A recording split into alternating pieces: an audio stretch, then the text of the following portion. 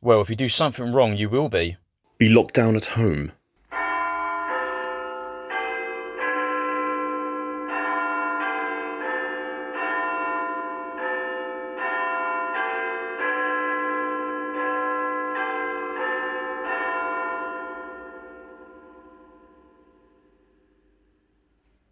The world is run by one lord, but he never sits in his own house.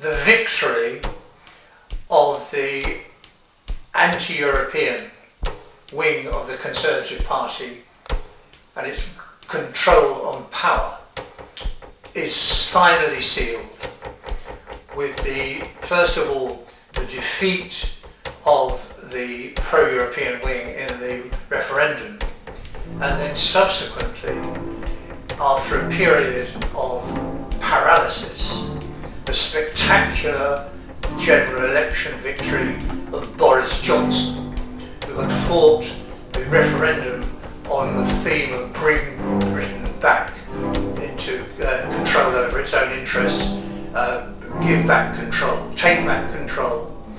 Boris wins, and he doesn't just win, he wins spectacularly. He wins on a scale that Margaret Thatcher won when she swept to power.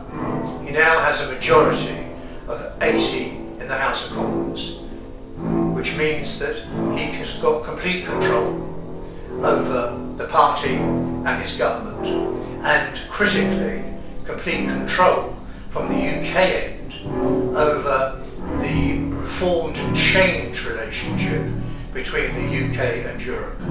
So what we've seen is the death of the dream of the Conservative left, the One Nation left, who believed, were very pro-European and believed in a very interventionist policy.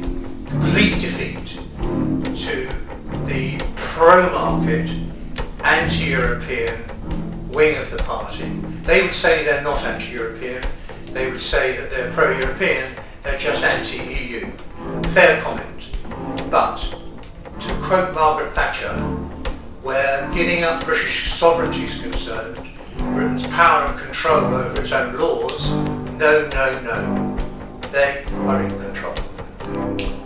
Through the 50s, the government, led by Harold Macmillan in particular, began to exchange hard power, imperial power, for soft power. It was in this period from the late 40s through to the end of the 1950s that Britain withdrew from the jewels in the crown of the British Empire.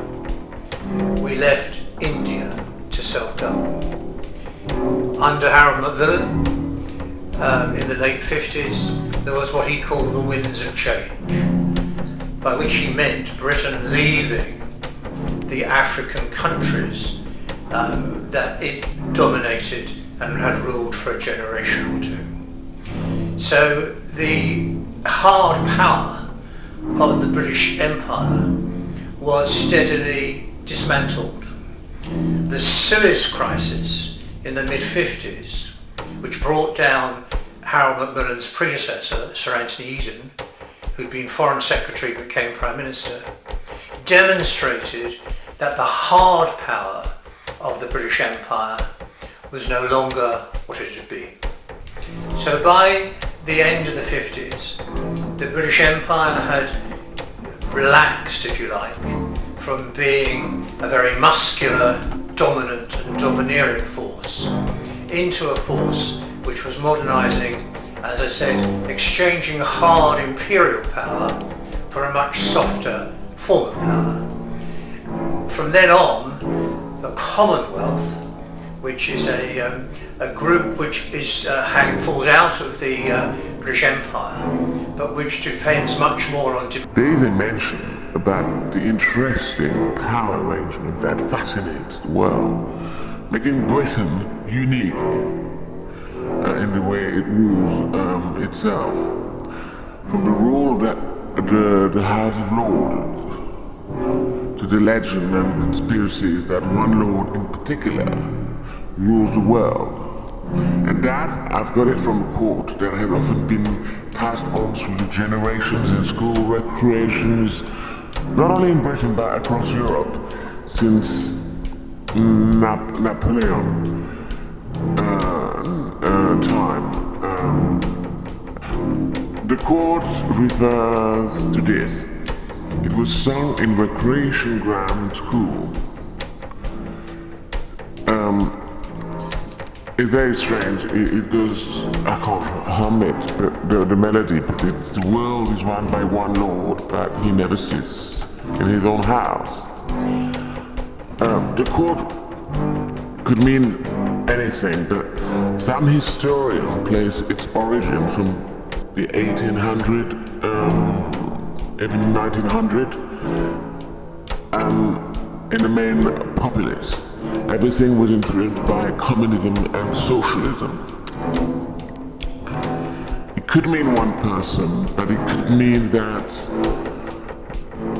because no one is voting for a lord as such, they can come in and not sit in the house, and they don't have to sit in the house. But it is very unique, and I'm not sure exactly what they do. You might be able to tell me. The House of Lords is very unique. There is no real equivalent around the world, and indeed, the whole world is fascinated by it. In the minds of some people, the House of Lords is an ancient and venerable institution, an important check and balance on central government. To many people, however, it is hopelessly outdated and irrelevant, a waste of money. Either way, it is part of the architecture of British society and the class structure, made up of hereditary peers, life peers, law lords, lords spiritual. Its continued existence bears witness to a very British tradition, Britain's brand of democracy. Like the Ritz, the House of Lords is open to everyone.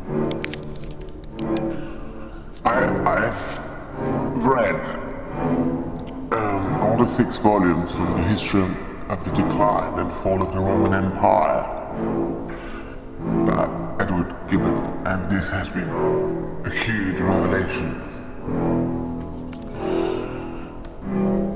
I mean, in many ways, about Britain and other empires. Take China, for instance.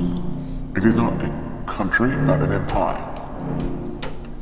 One nation that took over other countries under the Soviet influence, and parts of Mongolia, Tibet, and the Islamist region. An empire is either destined to collapse or transform itself into a confederation or a commonwealth. An empire can only function in a dictatorship. It's not helpful to have an empire. It's unmanageable.